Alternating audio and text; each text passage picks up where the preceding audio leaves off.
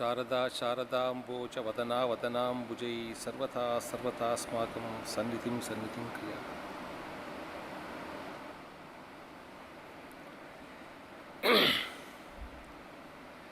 Esteemed colleagues, professionals,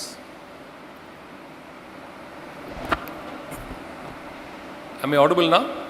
Yeah. Dear professional chartered accountants, my good friend Sujata, past presidents, committee members, I was moved by your hospitality that was extended to me the last 1 hour, meeting you all. So intimate, so personal. I feel very indebted and very thankful to you for this opportunity, especially to address on a non-tax topic and a topic of my personal choice and interest.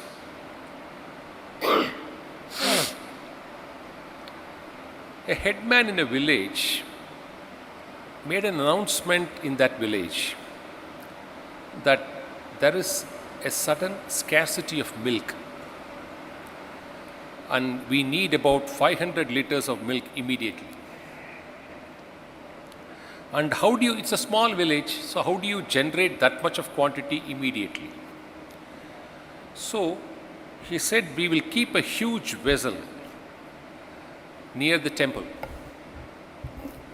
Let each one of you come and pour 1 liter of milk from your home. And in the next 1 hour, let's generate this 500 liters. That was the announcement. So the villagers thought that it's our duty. So let's go and contribute our share of 1 liter milk. So one person thought, well, the rest of them are going to pour milk. So why don't I pour just 1 liter water? Who is going to see? Then few others also thought the same way. The rest of the village is going to pour milk. Why don't we pour water?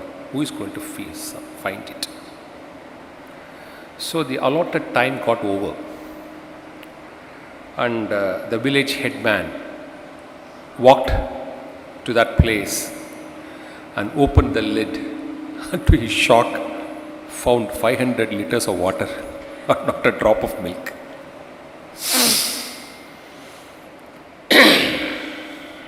We are therefore necessitated to talk about what is professional dharma is in a professional body and the responsibilities we need to share as professionals with our code of conduct and ethics, which obligates us to do a few things. The point that we need to first address is why dharma? When there is a choice to be dharmic and also not to be dharmic, because human mind always prefers choices. When you are having more than one option, then your mind will choose the best according to what is best to you. It's human nature. So, when there are 2 options in this world, you can be dharmic, you need not be dharmic. What do I get being dharmic? That's the fundamental question anyone can pose. It's quite natural and normal. Why do they pose? Because they say, look here, if you're going to say one instance of a person maintaining ethics and morals and dharmic tendencies, I can show you 10 people who don't do it and who are very successful in life. So the first takeaway is it required for me to be successful? If you say so, I will show people who are successful and yet not dharmic. First question. 2, is it so essential? Because all of you keep saying means are equally important and not just the ends. Is the world still acknowledging the distinction between the means and the ends? Show me. The third question people pose to us is, a society works in order, knowing fully well that human mind is quite expansive and can choose anything it wants. A successful society is one where you have proper system which monitors your practices and admonishes if you are wrong.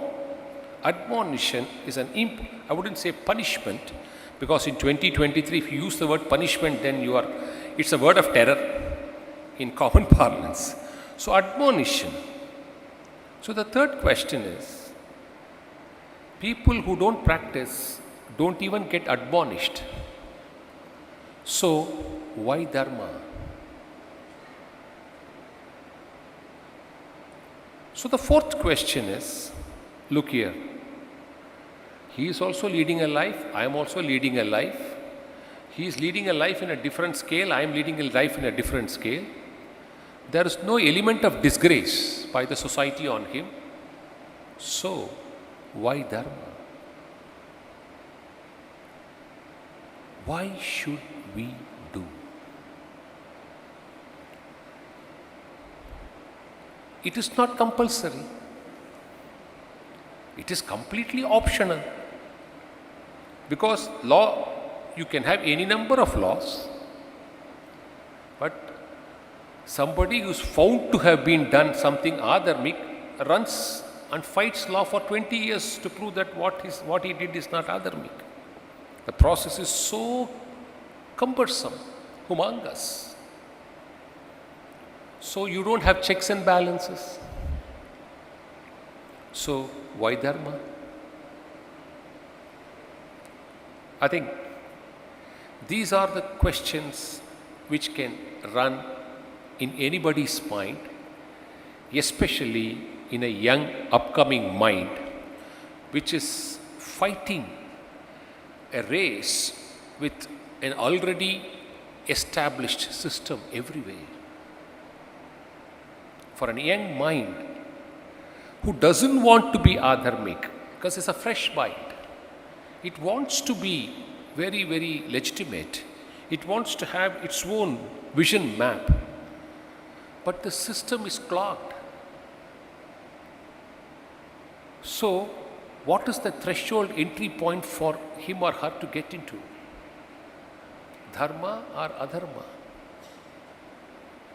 This is exactly the frame of mind any professional will have in life. So, we need to ask more fundamental and rudimentary questions. If you ask these questions, somebody is successful, you are not successful, so what's the point? If you are following Dharma, you are not going to be successful. If you are following adharma, you can easily come up in life. So what's the game? What's the charm? What's the choice? What's the charm? Our two great epics, Ramayana and Mahabharata, has taught very, very invaluable lessons. One of the important takeaways which all of us should bear in mind in 2023 is Duryodhana lived a princely life 98% of his lifetime. Arjuna suffered 95% of his lifetime. Dharma, Arjuna, the whole Pandava group. Rama suffered a lot. Ravana was leading a kingly life all throughout his life journey. So it's not only in 2023 you see this situation. This has been the situation all along. In spite of that, Even when after seeing Rama and Ravana, even after seeing Duryodhana and Dharma, why are we saying professional dharma, professional ethics? Even yugas before, the situation has been the same. So, let's take a few examples. Bhishma, because Bhishma is somebody who is so venerated by us. He was dharmic. He was extremely well versed in knowledge, a jnani, a stickler of dharma, a stickler of dharma. But the only downside he had was, he was such a stickler that he was so inflexible. When he saw even adharma in front of his eyes, he followed his rules of dharma rather than questioning, this is an adharmic act, why is this happening? Because when a king is present and when he serves only the kingdom and he is not a king, when the king has to take the call, why should I allow, when what is happening to Draupadi, Mata Draupadi, why should I ask the question? Prevented him from asking that question. So his dharmic values was so inflexible that he can see something in front of his eyes and he still kept quiet. Take the case of Drona, one of the greatest teachers universe has ever seen. Greatest teachers. But his ego was equally powerful and great. His point to prove that supremacy on certain aspects, the fanaticism he carried with him, in spite of his skills and knowledge, brought him down. Take the case of Karna, whom all of us love. I don't think anybody who has read or known little bit of Mahabharata, Karna is a fascinating character in that whole epic. Because we will all say finally, oh, what a good man, he finally lost to nothing. What did he do to receive this? Krishna answers it there. So, there is a dialogue, interesting dialogue. This is a modern version. It was all there in a hidden way, in a modern version of thinking. When Karna goes to Krishna and says, look here, I am an archer. Arjuna is also an archer. Both of us are meritorious. And I had all the abilities to defeat him. And he may have the same abilities to defeat me. But why did we not have a fair chance to fight? Why did this happen to me? Why did you do this to me? Krishna replies, no, there is a difference. And questions Karna back. Karna, when it comes to charity, there can be no parallel in this universe to your charitable mind. Nobody can ever reach the scales of your generosity in this universe. Therefore, let me assure you, when people talk about Karna, they will always refer you as the most charitable, generous and venerable person in this universe. Because you have done it without a selfish motive. It was selfless. You will always be recognized for that. But you are saying, I don't want that. World wants me to acknowledge as the supreme archer for till sun and moon sets in this universe. That's the claim you're making to me. We can't give that to you. When I'm able to give this to you, I'm not able to give that to you. I must give you a reason. The reason is this. Tell me, Karna, in your whole life, have you ever fought a battle selflessly for your kingdom and kings? The only mission for having learned this craft was to kill Arjuna and proclaim to the world that you are the most successful archer. Did you ever fight a battle selflessly? All throughout your life. Show me one.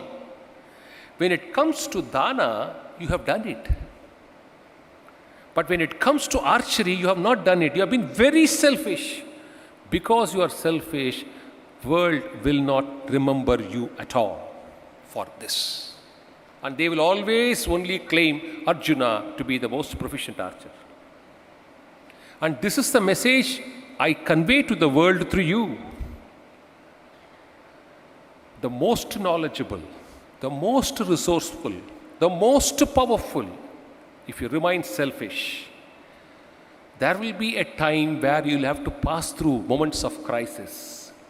Your power, your resources, your wealth, your knowledge will not come to your aid. This is the curse one carries for being selfish in what they have acquired in life. You are the messenger to convey this to the world.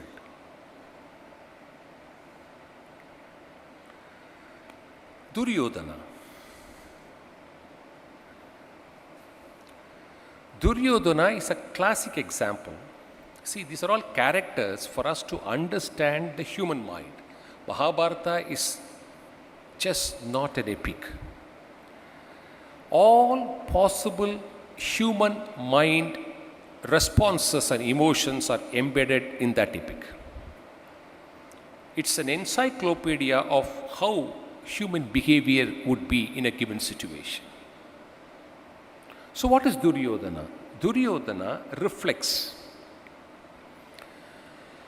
if you are utterly self-centered, it's not selfish. Self-centered. What do you mean by self-centered? Your world starts with you and ends with you. And rest of the world has to align with you. You will have to control rest of the world. Whomever you have access upon, whomever comes under your domain, you should exercise authority, your style. My way or highway. Duryodhana is a typical example for that. And what does Mahabharata teach? A professional, we can translate it to professionalism, a professional who is so self-centric, a professional who cares nothing about anything else around him, walks the path like Duryodhana, he will meet with two choices in life. He or she will ultimately end up in greed. Greed is the quality one acquires over a period of time if that person is extremely self-centric. Greed. Whenever somebody gets into the phase of greed, the choice of life will allow him or her to come into contact with people who are crooked in life, Shakuni. You go the Dharma way, you will end up with Krishna. You go the Duryodhana way, you will end up with Shakuni. So, imagine anyone who is greedy and crooked. What sort of a life it is. However powerful you may be, however resourceful you may be, however wealthy you may be, however famous you may be.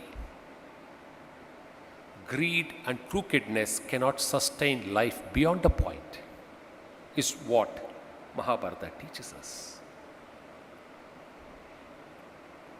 Finally, let's take the case of Dharma, Yudhishthira.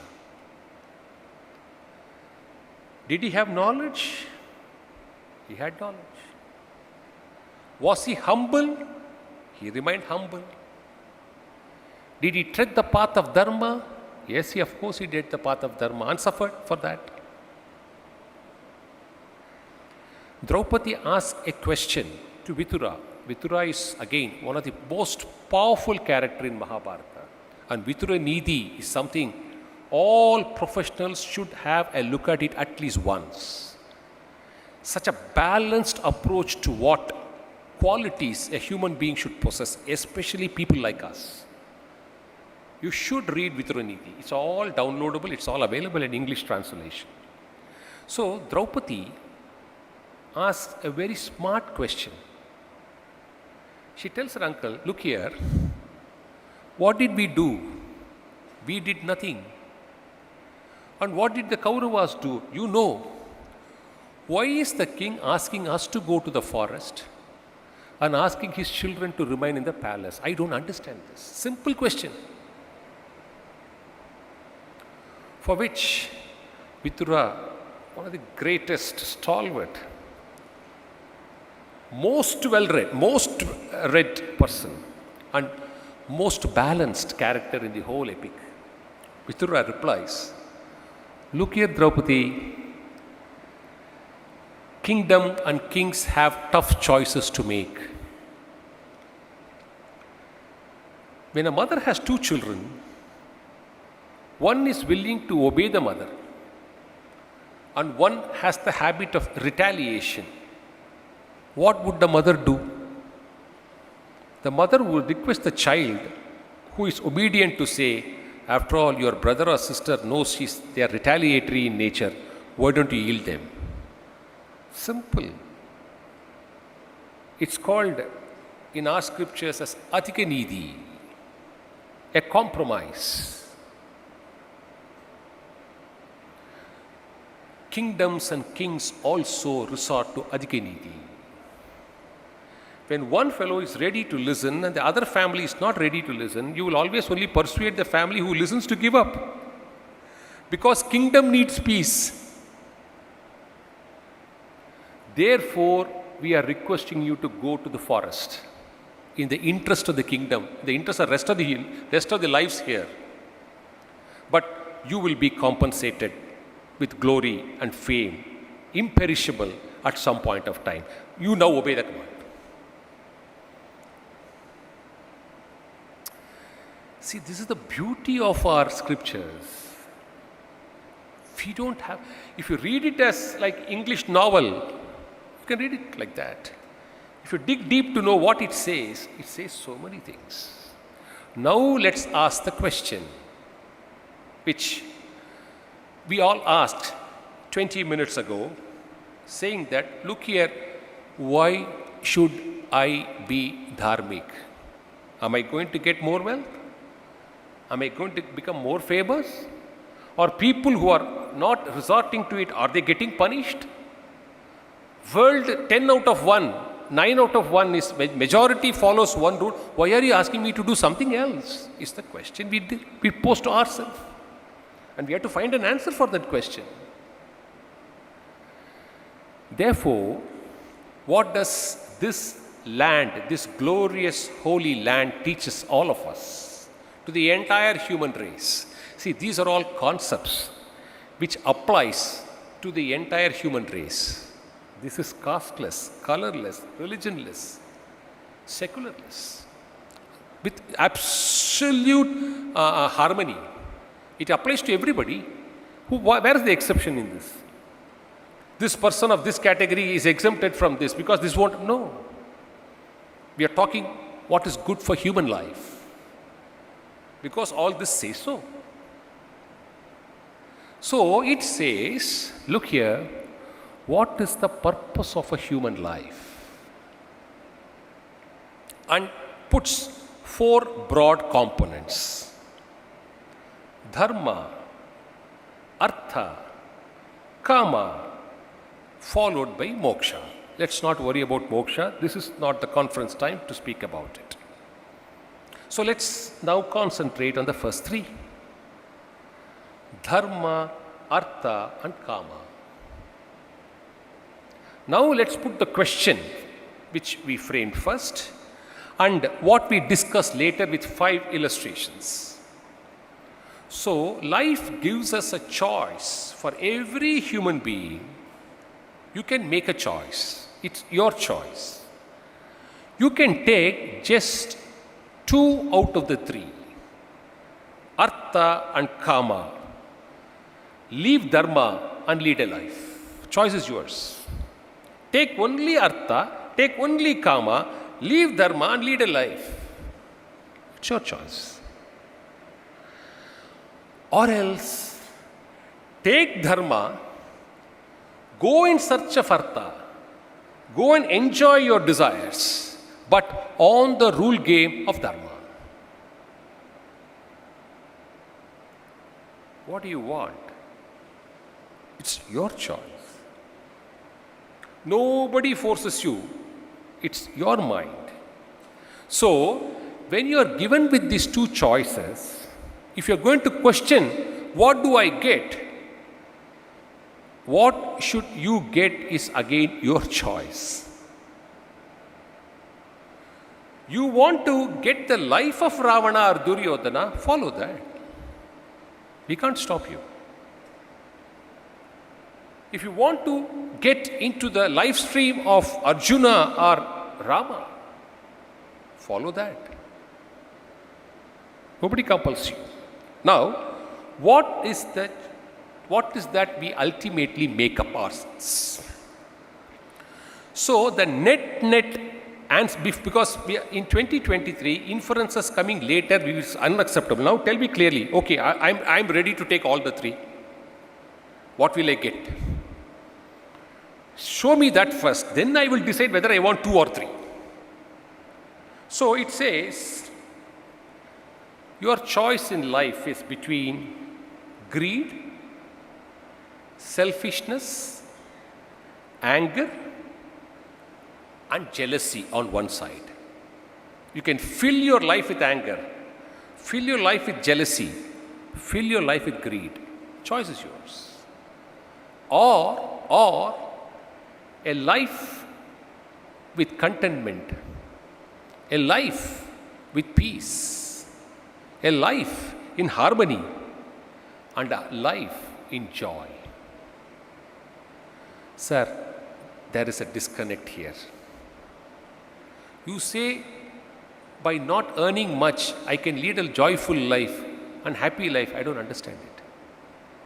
Immediate question. So, the first principle you need to understand in life, it's a choice. Is wealth, is power, is resource, is fame, are these the guiding tools for your life? Or your guiding tools is, I need to earn all this, but I need to contribute.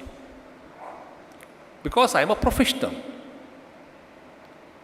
I have a commitment, I have a duty to contribute my skill in the service of my client. The question immediately a chartered accountant asks, which he has asked in several forums, is, sir, what is professional dharma? Let's take a doctor and a chartered accountant and a lawyer. We are we are brothers and sisters because we almost do the same type of jobs. So, somebody who abuses the human body, a drunkard, somebody who has consumed drugs and wasted most part of his life, about to collapse, reaches a hospital. So, professional dharma of a doctor is, should he save him or not? He's come to your hospital, he's coming for medication. Can you say, look here, you have abused your body, you have not led a decent life, you have not led a moral life, therefore I won't touch your body, get lost. Is it the professional dharma of a doctor? It's a question, valid question. Similarly, sir, look here, I am a clean chartered accountant, I have no problem. But a client who comes to me may be a rogue. He might have done so many things. And he now comes to me, approaches me professionally, save me from this. I do not know how to. I have done my mistake. I agree. Please save me. So, when a doctor can handle a patient who has abused, as professional dharma, what is wrong in standing up and defending a cause of people who are evaders, people who have committed crimes of a heinous nature, because that is my professional dharma? Fair question.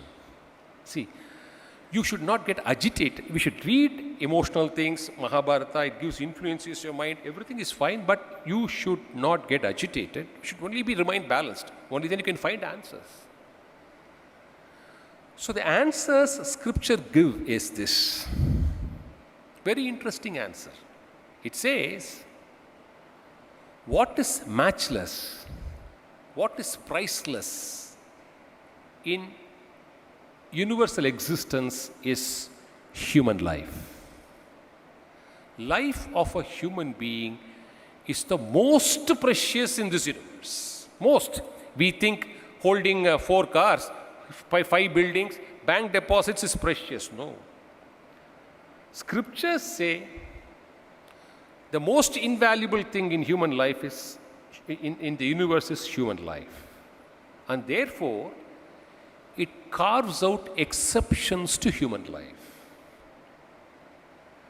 The general rule for somebody to lead a life is twofold: Satyam and Dharma. This is unconditional. This is something not to be compromised, says scriptures. But it carves out an exception for Satyam. Can you imagine? To showcase how important it is, human life is that invaluable. It says, when it comes to Satyam, there is only one exception. There is only one occasion where somebody is permitted to lie. If it is going to protect or save a human life, you can do that. That's the only exception for Satyam. So, why? Because human life is more precious and invaluable. That's why they always cite this story when they cite this example. A sage was in tapas. So someone was chased by a group of people and he was about to be killed. He crosses the sage. And the sage meets him and says, "What's happening to you?" No, they are chasing to kill me. Okay, go and hide there. So these people who chased come a little later and question him, "Did you find a man in this area?" Yeah, he has gone like this. He shows in a different direction. Because he is a sage, they trusted and started to go in search of him in that direction. It's a example cited in our scriptures and says, this is one exception. The sage was permitted to speak to contrary to truth because he had saved a human life, which is invaluable. So, a doctor's role and a chartered accountant's role is not one and the same. That's the message, ultimately. A doctor saving a human life is different from standing up and defending an evader. It's a choice. I mean, we can't, therefore, tomorrow we all take a vote, then what will happen to them, we don't know. But I'll have to tell you one thing. See, when you confront cases which affects the society, which affects the nation, which threatens our security, be very, very careful. Be very, very careful. You will be surprised. I'll give you one instance where we are doing a case. Very interesting matter. Shockingly interesting. All of us know one standard form of smuggling goods into one country is smuggling in the guise of gold. Gold is always a precious metal for smuggling. Likewise, diamonds are again a medium for smuggling. Everybody knows. In fact, Fatwa has given a very detailed report on these two precious items. How they become the source for money laundering. There are big lecture notes on that. You will be surprised. 4 months back or 6 months back, a simple fellow, when we arrested him and verified his bank accounts, he had hardly 20,000 rupees in his account. He's a carrier. He's a simple carrier. He puts a backpack back, steps down from a foreign destination into India, passes through the international airport in India, through Green Channel, putting this backpack and walks calmly. Then based on intelligence, he is intercepted. And they seize a watch from his hand. What's the fun, sir? Seizing a watch. What is a crime? The value of the watch is just 30 crores, that's all. Just 30 crores. Embedded with diamonds, and the whole thing is the finest artwork on gold. Carrying a value of 30 crores. Puts it on his hand, walks out. No invoice of purchase. No duties paid. Because he claims it's my personal belonging. Personal effects are exempted from customs duty. So immediately go and check the bank details. He has a bank balance of 20,000 rupees in his account. Carries 30 crore worth watch. Then if you keep investigating, then the moment he is caught, he immediately gets a WhatsApp saying, see, these are all covered validly by invoices. What were you doing earlier? Why did you not bring the invoice? So immediately he says, see, I have an invoice in my name, handwritten invoice. So when you go and explore the source from where it has been invoiced, the watch is actually invoiced to some name in Singapore, whereas the man lands in India. He shows a handwritten invoice in his name as though it is for India. You go and go back two steps earlier, whereas the source, the origination, where the original invoice was issued, is invoiced on some buyer in Singapore. So, manufacturing country is A, invoicing country is B, invoice to a person in country C, the watch lands into India D without any documents. And it is one watch which, because it doesn't bring without an invoice, it is certainly for market circulation, certainly for a cash transaction. So there is somebody who is ready to pay 30 crores for this. And there are investment, like you have several offshore, onshore investment vehicles, there are lockers and investment platforms on watches in the world today. See, instead of bringing 50, 60 kgs of gold as smuggled, bring one watch on your hand worth the same value. World recognizes it as 30 crores value. Intrinsically, whether it's that much worth, we don't know. See, it's a new form of managing currency, higher than cryptocurrency. So you go and place it in a locker. You can pledge, you can mortgage, you can take loan. All this happens. And when the department has investigated and found it so. And these monies are peddled for operations which are alarmingly shocking. So, put the question, what do I do if such a person comes and says, I should defend this case? Your professional dharma. I leave the question to you and the choice of answer also to you. Hey, come on, there's a 30 crore opportunity is one way. Come on, 30 crores of cash from India is going out of India, peddled out of India, and we do not know where the end use is, how dangerous it is another perspective to look. So how do you want to look? That's your personal take. But the results of it should also be borne in mind. See, scriptures don't compel you.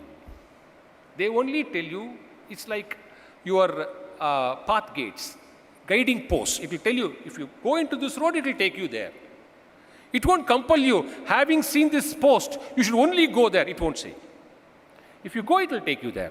If you don't go, if you go in a wrong way, it will take you elsewhere. So it gives you the solutions. It gives you the effects. If you choose this path or this path, what will be the effect? The effect will be 7 Ds. They popularly call it as a 7D theory. A. Desires without dharma. If you keep desiring life without dharmic values, you will become slowly a deluded person. That's the change in your attitude in life. You will become a deluded person. What do you mean by deluded person? The equivalent word is moha, reckless desire, reckless, unstoppable, mindless state of desire. So you become deluded. That's the attitude one will develop in life. What will happen to a deluded soul? He will become slowly demonic. What is demonic? Greed and crookedness. Fourth, a person who is greedy and crooked will not mind being deceitful. Fourth D. A desire without dharma leads you step by step. You get deluded, you become demonic, and you will not mind being deceitful.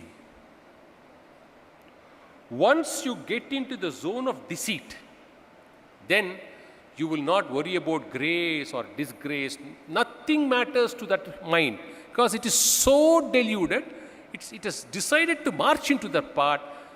Life becomes desperate. Deceited life leads to lives of, they may have everything in life, but they will feel as though they don't have anything in life. That will be their state of mind. You will have everything, but you will feel still you need more because greed has no limits. So it leads you to the life of desperation. And this is where the anticlimax starts. Up to this, it's fine. The story of Ravana, up to this is fine. The story of Duryodhana, up to this is fine. What is wrong in being desperate, sir? What's wrong in being deceitful? Look at Ravana, look at Duryodhana. But the two final outcomes are inevitable. Once you push yourself into the zone of desperation, defeats will follow. And defeat leads to destruction. 95% of your life can be beautiful. But if life tips the last 3%, the last 2%, is it worth it or not? If you have the first 5, if you want the first 5, be ready also to marry the last 2. That is all life says. It's up to you. It's up to all of us. So, the first question, if I want to choose only Artha and Kama without Dharma and earn desire, these are the steps which life can take you into. Now the converse. All right, sir. Fine. We'll listen to you at least. If we want all the 3, we want Artha, Kama with Dharma, what do we get? Because you have told us what we will not get. All right. What will we get now? Now, Krishna gives the solution, the 5 essential gem formula. It's called what popularly called the gem formula. What do you get? How do you position your life?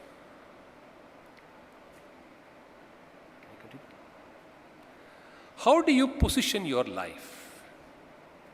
It says, this is what a human being is supposed to do. Whether we want to do or not want to do is your choice, but supposed to do.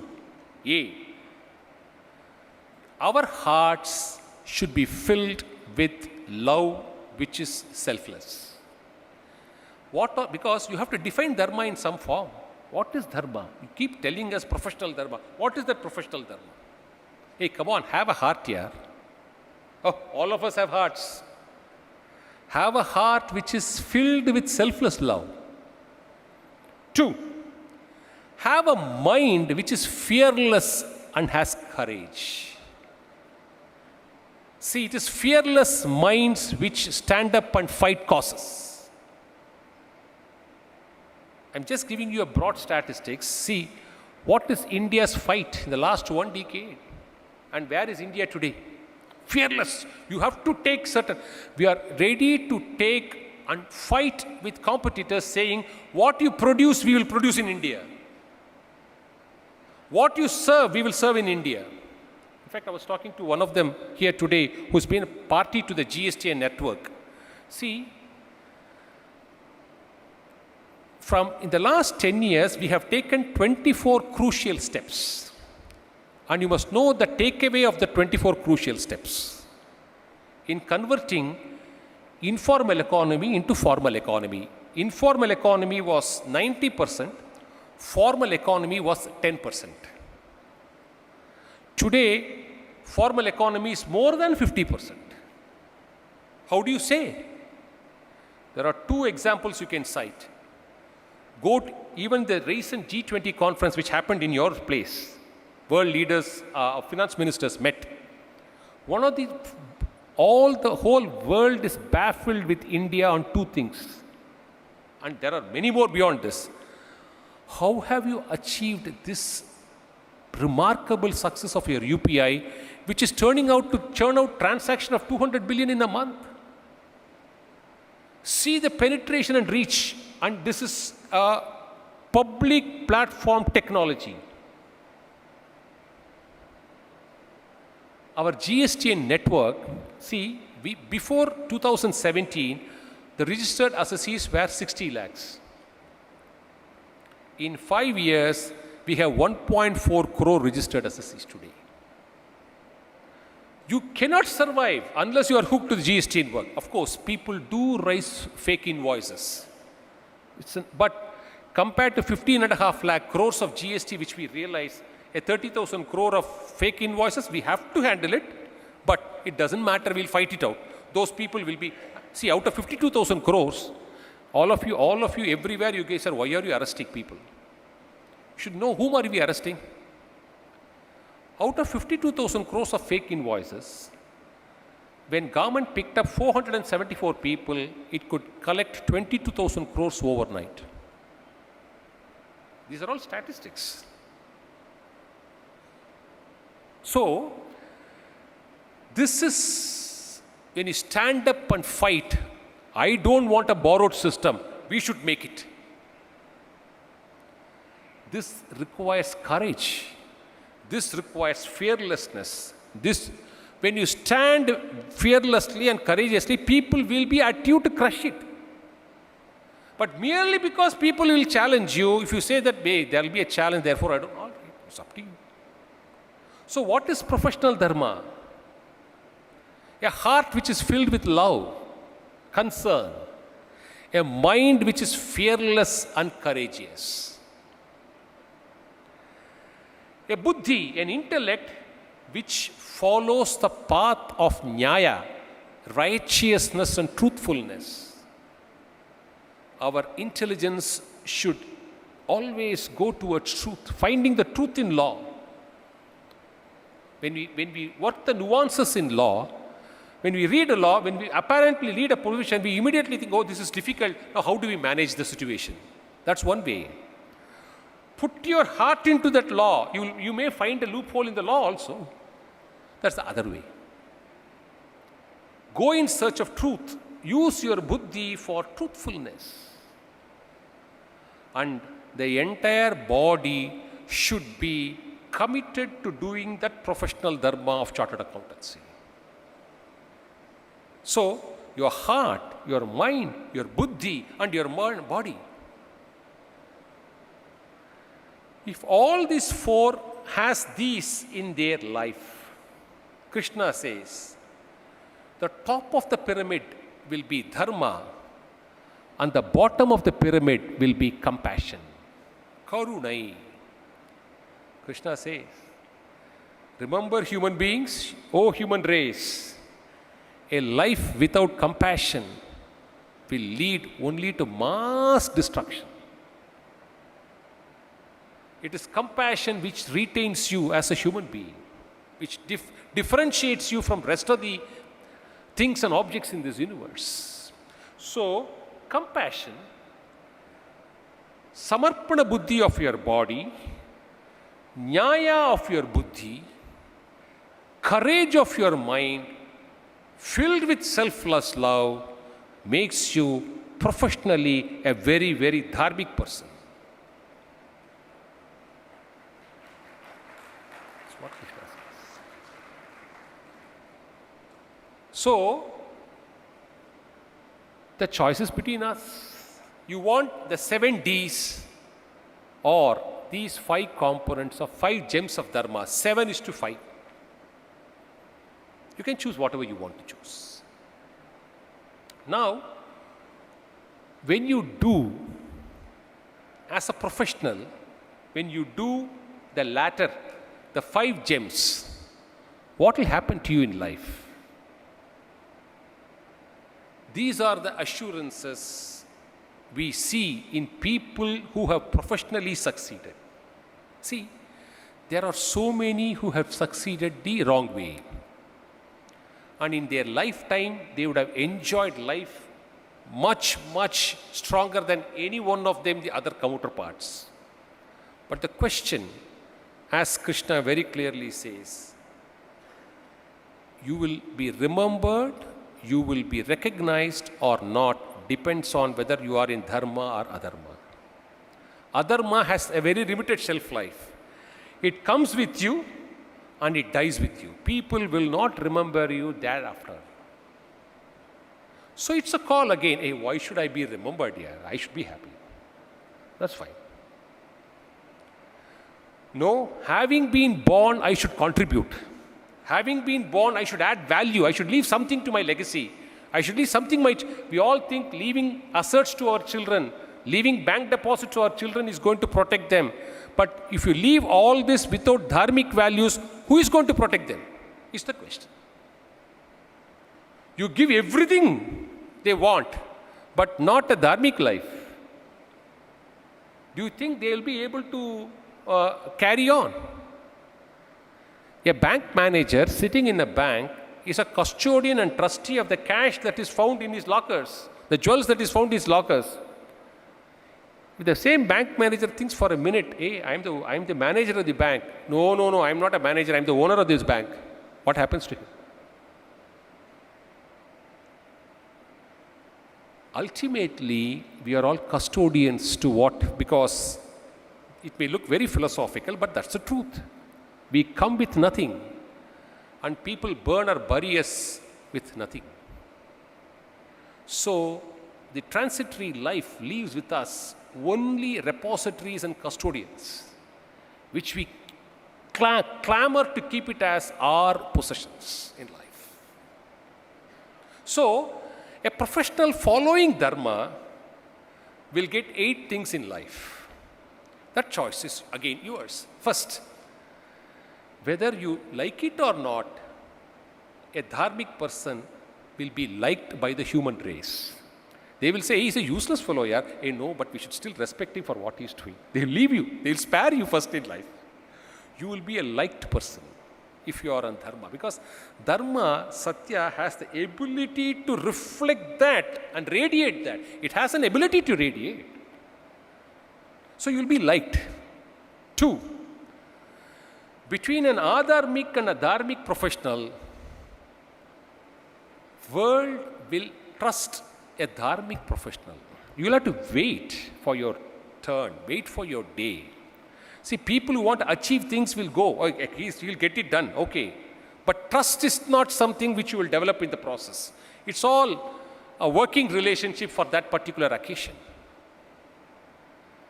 Trust in human relationship gets only when you follow the rules of Dharma. And as a professional, whether you should be trusted or not is your choice.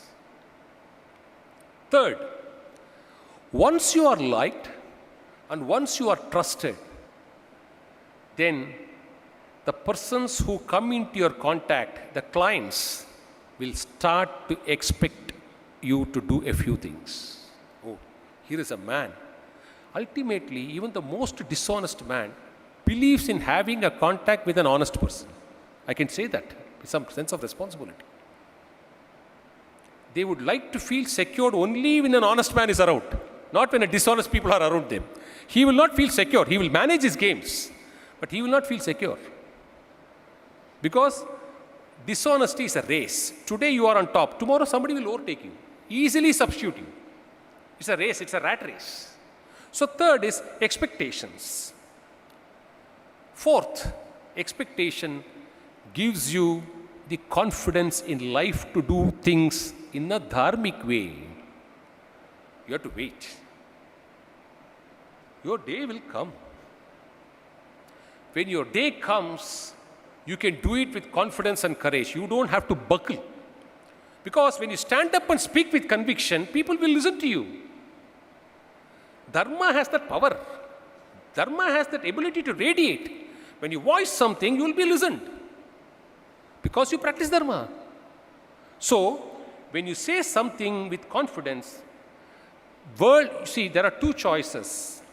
You can be confident and you can be arrogant. And the dividing line is very thin. So, you become confident.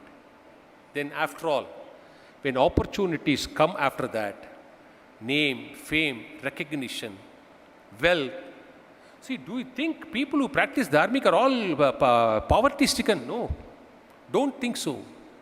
They may not be as rich, as powerful, as influential, as famous of people who have not been dharmic. That statement I agree. But to say, leading a life of dharma will make me poorer and poorer and poorer and end in life of famine. No. That's not a correct statement. A professional should not make that statement, especially. So, how do you compare your life? You want this or you want that? Don't get enamored looking at that. It's a request we make. And then, I think at least 10 or 15 minutes I want to take questions. I'll wind up with this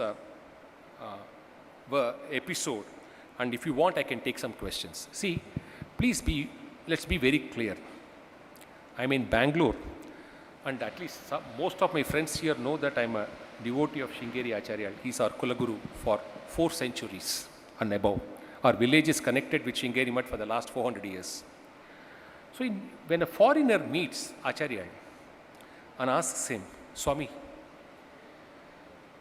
when you are sitting so calm and in so peaceful manner, and I see you and I see rest of the world. He's a foreigner. It's a report, documented incident. So he asks question, I see you, I see rest of the world. Rest of the world is extremely 180 degrees on the other side. What is the reason? Then Swamiji replies in 4 steps. Look here. This applies to an individual. This applies to a family, this applies to a society, and this applies to a nation. It's the same. First step, if you give up Dharma, you may have everything in life, but you will be in a state of restlessness. That's the first symptom you will get for becoming adharmic.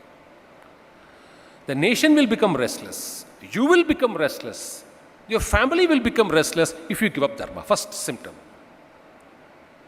The second symptom, because of that restlessness, there will be resistance within your family, within your society, within you and within the nation. Restlessness leads to resistance. Third, when there is constant resistance leads to conflicts in the family, outside the family.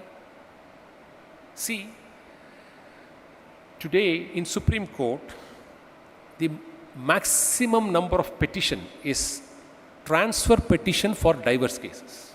10,000 cases in Supreme Court is pending for transfer alone. Just to transfer, which court should hear this case? 10,000 cases. conflicts. Fourth, conflict leads to destructions. So the answer Swamiji gave was, if you give up dharma, restlessness, followed by resistance, followed by conflicts, ending up in destruction is inevitable. COVID was a live example in our life which we are yet to still realize. Could we stop it? With your engineering, with your science, with all the money you had. See, COVID was completely neutral. It did not pick up caste, it did not become color, it did not become religion, it did not become sex. It started hitting everybody. So, all of us during COVID were only philosophers here. For 2 years we spoke nothing but philosophy. But once the world started opening up, where are we today? We are back to square one. Which is what our scriptures call it as smasana vairagyam. When you see a dead person, when you attend a cremation, you will come back and say, hey, come on, yeah, life is just this. Next day morning, if you are not given your routine coffee, you are finished. The person who doesn't give his gets finished. This is what is called a smasana vairagya. So let me wind up with this narrative, and then I'm ready to take some questions if there are any. A king was leading, as a true leader, a great kingdom. One fine day, he comes out of his palace and sees a woman moving out of the palace whom he has not seen at all earlier. So he goes to her and says, I have not seen you earlier. Who are you? And why are you going out of my palace? Comes the reply, I am Goddess Mahalakshmi. I am not supposed to be in one place always. So I have been with you for long. Now I am moving out from this place. The king, like Janaka, is a very matured king. And he said, all right, if that is what is in store for me, may I bid you farewell. Thank you so much for being with me for all these years. So Mahalakshmi moves out of the palace. After a few minutes, he sees a very sturdy, strong man rushing out of the palace. So the king goes and asks, who are you? Why are you rushing out? Look here, I can only reside in a place where Mahalakshmi resides because I represent charity, dana. So when Mahalakshmi has now gone out of this palace, it's my duty to follow her, therefore I am following her. After a while, he says, all right, this is what is in store, please go. After 15 minutes, one more person runs out of the palace. So the king stops and asks, who are you? He says, I will be in a place where Mata Mahalakshmi and Dhana is there. I belong to the divine source of fame and happiness. So when these two people are away, I can't be away from them, so I'm following them. So I'm going out. All right, third person. And finally, he sees the fourth. And when king goes and asks, who are you? He says, I represent Dharma. When the first three moves out of this palace, I have no work anymore in this palace because Dharma has to follow the consequence of the rest of the three. Then the king holds the feet of Dharma and says, look here, I am not bothered about the first three moving out of this palace. But you should stay with me. I am not going to leave you. I want my kingdom to be on the rules of Dharma. Then the person obliged, because you are requesting and you have been a practitioner of Dharma, let me stay back in the palace. So Dharma chooses to remain with the king, and thus came the rest of the three instantaneously. Fame came back, charity came back, and Mata Mahalakshmi came back and started to reside in the palace. Dharma is supreme. Thank you so much for the opportunity. It was such a pleasure to have talked to all of you. Thank you, Sujata, for this opportunity. Thank you to all the youngsters. Find a lot of youngsters here. It's such a nice to see. Wish you the very best. This profession gives lot of opportunity. India is growing. I'll just leave one statistics with you. This is the statistics read by our chief economic advisor as part of the economic survey report. And this is a statistics given by IMF. There is going to be negative growth in UK. USA and Europe will grow around 2%. China has grown last year at 3%, and it's attempting to grow at 5%. IMF says India is the fastest growing economy because it's growing at 6.5%. All the very best.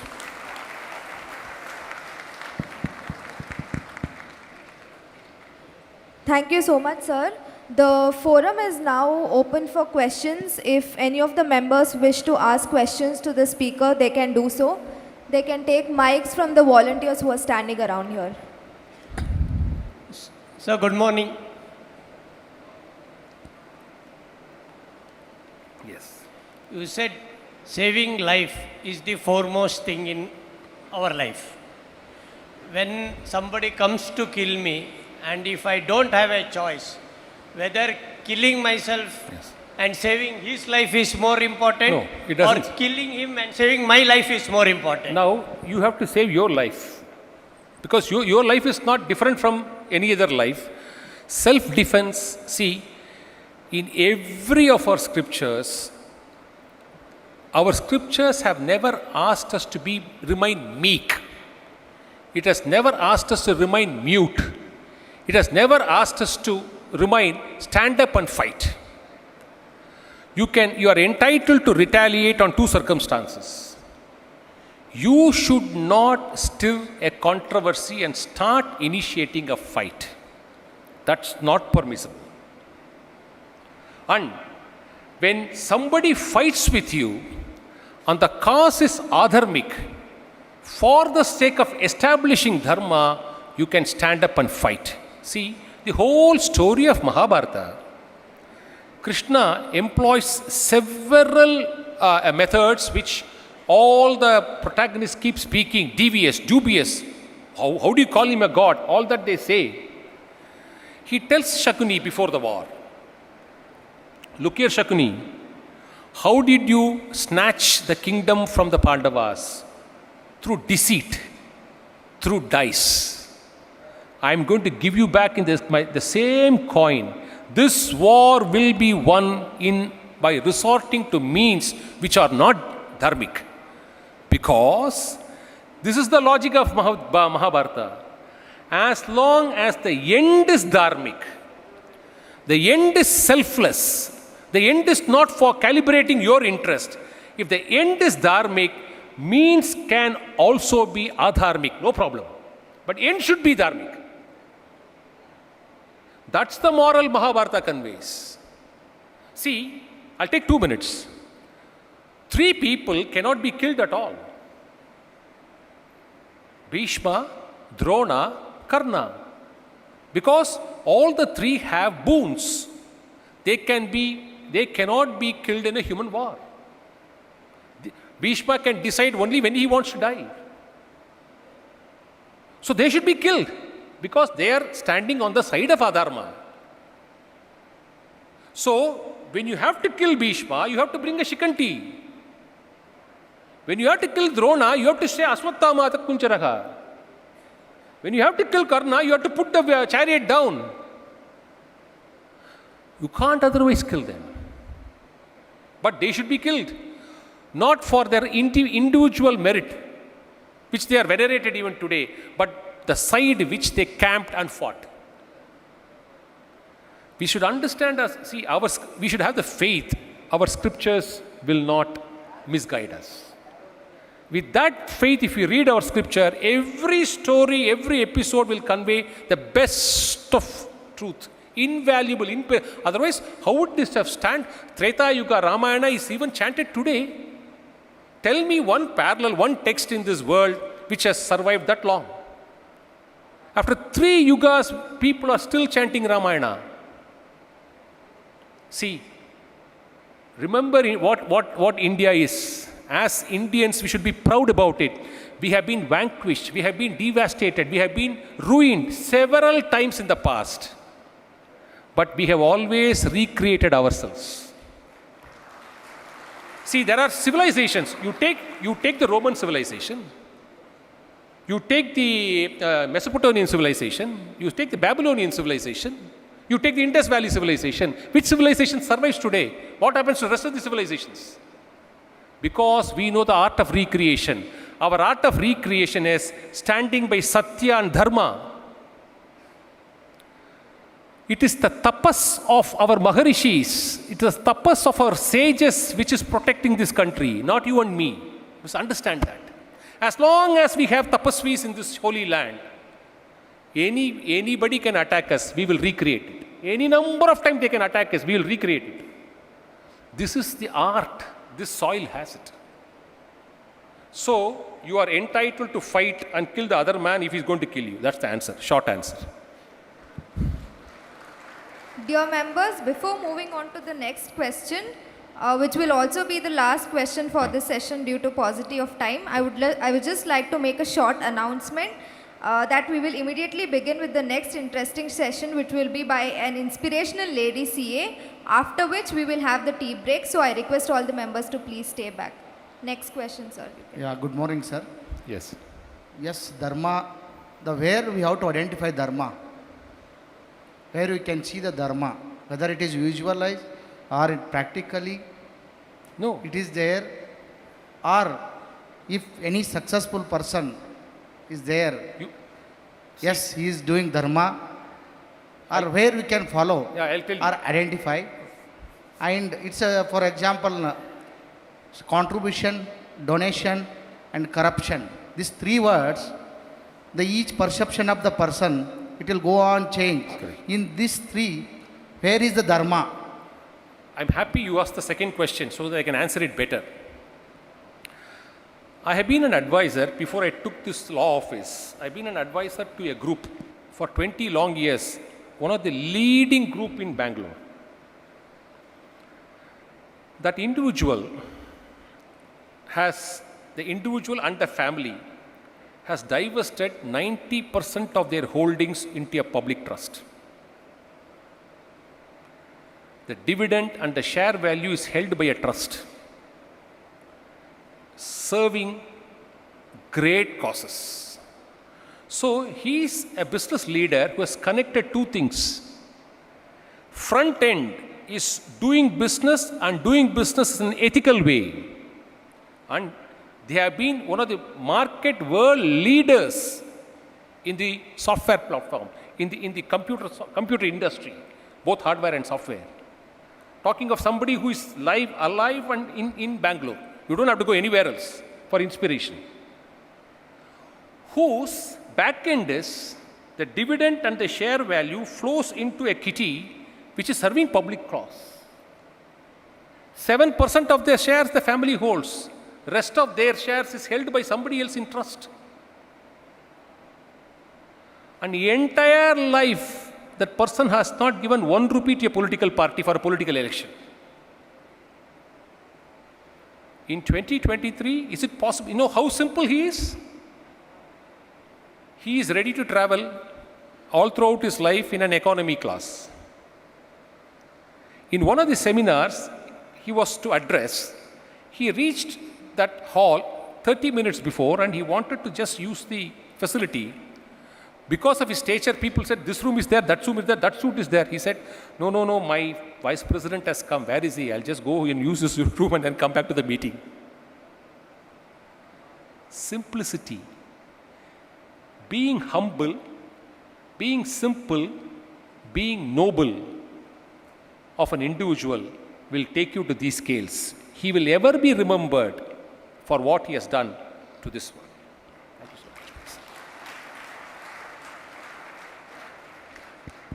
That was the last question for this session. Thank you so much, sir. You have... I can come down? Thank you so much, all of Yeah. you. Kind of you. Sir, I request you to just stay back on the stage for a few minutes. Thank you so much for asking this probing question to us, that what do we get by being a dharmic? And the stories that you've stated from these epics are something that we'll always connect to, and the long-lasting benefits that you've stated of being a dharmic is something that we'll take away from this session. Thank you. I request CA Sujata, Vice Chairperson of KCAA, to present a memento to Sri N. Venkatraman as a token of our gratitude and appreciation.